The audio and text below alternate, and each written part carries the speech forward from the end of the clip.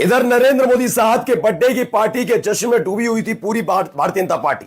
उधर वाकई hydrogen bomb फूट गया। लोग उम्मीद जताते रह गए कि ये होगा, वो होगा, यहां होगा, वहां होगा, लेकिन बीजेपी शासित एक राज्य के 66% मंत्रियों ने इस्तीफा मुंह पर दे मारा। इस वक्त की बड़ी खबर बता रहा हूं, लगातार इस्तीफों का दौर वहां पर जारी है। एक राज्य जहां पर बीजेपी गठबंधन में सहयोगी है, वहां भूचाल आ गया है। बीजेपी शासित राज्य में यह भूचाल आते ही हालत खराब हो गई है। जो स्वाद, जो मजा आ रहा था, नरेंद्र मोदी साहब का बर्थडे सेलिब्रेशन है, वो फीका पड़ता हुआ नजर आ रहा है। क्या हुआ, कहां हुआ, क्यों इस्तीफा दिया, क्या वजह रही और इसका क्या असर भारतीय जनता पार्टी पर पड़ता नजर आ रहा है, वो दिखाने जा रहा हूं। क्योंकि यह सियासत का, सियासी जो गलियारा है, उसमें सबसे बड़ा भूचाल बताया जा रहा है। नमस्कार, मैं हूं प्रज्वल गौतम और देखिए, खेल हो गया। पूर्वोत्तर में अभी हाल ही में नरेंद्र मोदी साहब गए थे, लंबे बरस के बाद गए, मणिपुर पहुंचे थे। मणिपुर की खुद के ही बीजेपी के नेता भी कह रहे हैं उनके आने से कोई फायदा नहीं हुआ, नाराजगी उनके मन में थी। मणिपुर की बात नहीं है, खबर मणिपुर के ही बराबर वाले राज्य से जुड़ी है। पूर्वोत्तर राज्य के एक और जिले में जहां बीजेपी ने कड़ी मशक्कत के बाद जैसे बनाई जाती है सरकार, वैसे सरकार बनाई, जगह है मेघालय। मेघालय से खबर है, पढ़िए खबर। मेघालय में सियासी हलचल, अचानक 66% मंत्रियों के इस्तीफे हो गए। ये अपने आप में इस वक्त की बड़ी खबर है दोस्तों। 66% अगर इस्तीफे हो जाते हैं, ये खबर क्या है, पहले जरा TV9 की इस खबर पर आइए। बीजेपी गठबंधन वाले मेघालय में सियासी हलचल तेज, अचानक हो गए 66% मंत्रियों के इस्तीफे। मेघालय में इस समय सियासी हलचल तेज हो गई है।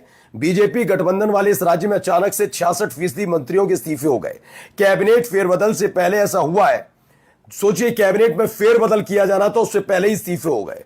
इस समय मेघालय में कॉनराड संगमा की सरकार है और वो सरकार में भूचाल आ गया है। कब आया?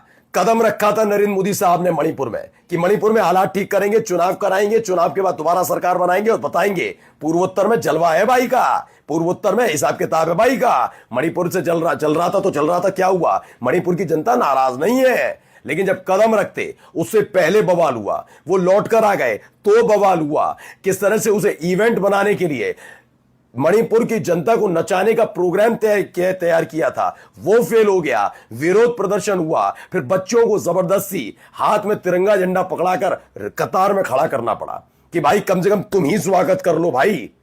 मणिपुर से लौटने के बाद लगातार गोदी मीडिया माहौल बना रही थी कि मणिपुर ने दिल खोलकर स्वागत किया नरेंद्र मोदी साहब का। इस खबर को दिखा पाएंगे उतनी जोर से, चीख चीख कर बता पाएंगे? 66% मंत्रियों का इस्तीफा। अच्छा, कितने हैं टोटल, जरा मैं समझा देता हूं। मेघालय में एक साथ 8 मंत्रियों ने दिया इस्तीफा, राज्यपाल से मिले सीएम। खुद मुख्यमंत्री जो संगमा साहब है वो जाकर मिल लिए, किससे? राज्यपाल से जाकर। एक बड़ा सियासी भूचाल आया है। दरअसल हुआ क्या कि 2014 में जब सत्ता में आए, केंद्र में आए, उसके बाद 15, 16, 17, 18, 19, 20, 21, 22 तक का गिनता हूं बस मैं। 23 के बाद इनकी उल्टी गिनती शुरू। 24 में तो इन्होंने बेड़ा गर्क होना शुरू हो गया, लेकिन 22 यानी 8 बरस तक इस राज्य में सरकार, उस राज्य में सरकार, इसको तोड़ लो, उसको तोड़ लो, यहां बना लो, उसके ज्यादा सीट, फिर भी अपनी सरकार बना लो, ये काम होता रहा। ये अलग अलग जगह करते रहे। पूर्वोत्तर में राज्य बना, अपनी सरकार बनाकर इन्होंने इतिहास रच दिया कि जो अटल अडवाणी नहीं कर पाए वो ये कर गए। बिल्कुल सही बात, आज भी मैं कहता हूं, जो काम अटल अडवाणी नहीं कर पाए वो काम इस गुजरात वाली जोड़ी ने कर ही दिया। कैसे कर दिया आप देख ही रहे। आज कितने लोग इनसे खुश हैं। आज भी अटल बिहारी वाजपेयी जब वो राजनीति से बाहर गए और फिर जब उनका निधन हुआ, दोनों की स्थिति देखिए। और अडवाणी साहब का भी जब राजनीति से रुखसती हुई, किसने कराई, कैसे कराई और आज भी जनता उन्हें कैसे देखती है, वो भी देख लीजिए। लेकिन इनके साथ क्या हो रहा है देखिए। 8 मंत्रियों ने नरेंद्र मोदी साहब के कदम वापस आते ही तीसरे दिन ये सब हो गया है। अब कोई इसके बारे में चर्चा नहीं कर रहा है। बीजेपी के मणिपुर के नेता भी बता रहे हैं कि बहुत हालत खराब है और मोदी साहब आए तो सही, बस अपना गुणगान गाकर चले गए। अब देखिए, मेघालय में एक साथ 8 मंत्रियों ने इस्तीफा दे दिया। खबर क्या है मैं जरा बता रहा हूं। 8 मंत्रियों का इस्तीफा, इकलौती महिला मंत्री भी बाहर, सिर्फ अपने परिवार को जगा। मेघालय में सीएम संगमा को क्या हुआ? मेघालय मंत्रिमंडल में होने वाले फेरबदल से पहले AL हेक, पॉल लिंगदो और अंपारीन लिंगदो सहित 8 मंत्रियों ने इस्तीफा दे दिया है। NPP नीत, मेघालय डेमोक्रेटिक अलायंस सरकार के प्रमुख मुख्यमंत्री कोनराड के संगमाना राजभवन में राज्यपाल CH विजयशंकर से मुलाकात की और मंत्रियों के इस्तीफे सौंप दिए कि भैया ये ले लीजिए। कौन कौन मंत्री शामिल हैं जरा समझिए। एनपीपी के टिमोथी डी शिरा, भाजपा के सनबोर,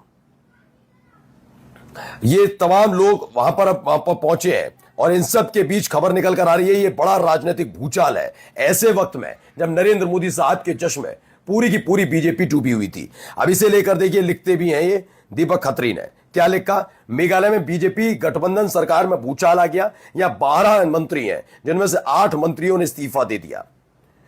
एनपीपी, यूडीपी, HSPDP और यहां तक के बीजेपी के भी मंत्री इसमें शामिल है। यह साफ संकेत है बीजेपी का डाउनफॉल शुरू हो चुका है। अब आप समझिए एक एक करके सरकारों से इन्हें हटाया जा रहा है, किया जा रहा है। यह सब यूं ही नहीं है। और ऐसा कैसे हो सकता है कि यह खबर 17 सितंबर की तारीख आए। सोचिए तैयारी चल रही थी, हम ये कर देंगे, हम वो कर देंगे, हम तमाम चीजें सजा देंगे, बताएंगे विपक्ष को। लेकिन हाइड्रोजन बम जिसका जिक्र राहुल गांधी कर रहे थे, क्या किसी को पता था यह हाइड्रोजन बम मेघालय में जाकर फूटने वाला है?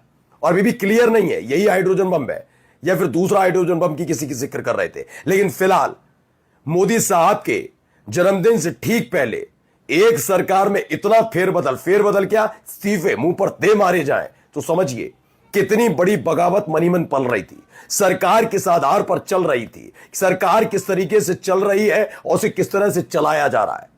क्या ये लोग जो साथ में काम कर रहे हैं, क्योंकि अगर बीजेपी की सरकार होती तो शायद ही काम ना हो पाता, जैसा मध्य प्रदेश में ना हो पाए, राजस्थान में ना हो पाए, छत्तीसगढ़ में ना हो पाए। लेकिन यह काम आसानी से पूर्वोत्तर के उन राज्यों में होना आसान है जहां पर यह खुद सत्ता में नहीं है, मतलब सहयोगियों के साथ बने।